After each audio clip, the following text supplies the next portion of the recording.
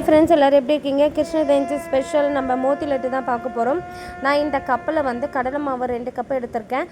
அதே கப்பில் 1.5 கப்பு அளவுக்கு வந்து சர்க்கரை எடுத்திருக்கேன். ஃபஸ்ட்டு சர்க்கரையை வந்து கலருக்காக கேசரி பவுட்ரு கொஞ்சம், வாசனைக்காக ஏலக்காய் கொஞ்சம் சேர்த்து நல்லா கம்பி பதம் வர வரைக்கும் அடுப்பில் வச்சிடலாம். இந்த கடலை மாவில் வந்து கொஞ்சமாக வந்து கேசரி பவுட்ரு கொஞ்சம் உப்பு சேர்த்து நல்லா வந்து மிக்ஸ் பண்ணி இந்த தோசை மாவு பதத்துக்கு வந்து கரைச்சி வச்சுக்கோங்க. இப்போ வந்து நமக்கு கம்பி பதம் வந்து வந்துருச்சு. இது இந்த அளவு போதும். இந்த அளவு ஆஃப் பண்ணி ஆற வச்சிடலாம்.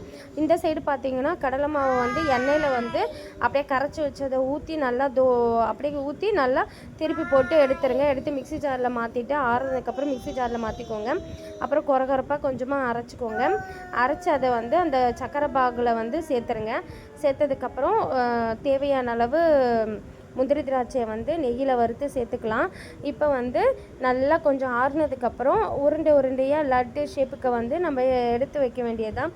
இப்போ நம்மளுக்கு சூப்பரான ஸ்வீட் ரெசிபி மோதி லட்டு ரெடி ஆகிடுச்சு. ஓகே ஃப்ரெண்ட்ஸ், என்னுடைய வீடியோ பிடிச்சா லைக் பண்ணுங்கள், ஷேர் பண்ணுங்கள், மறக்காமல் சப்ஸ்கிரைப் பண்ணுங்கள். பேக்ரவுண்டில் பார்த்தீங்கன்னா என்னோடய பாப்பாவோட சவுண்டு தான்.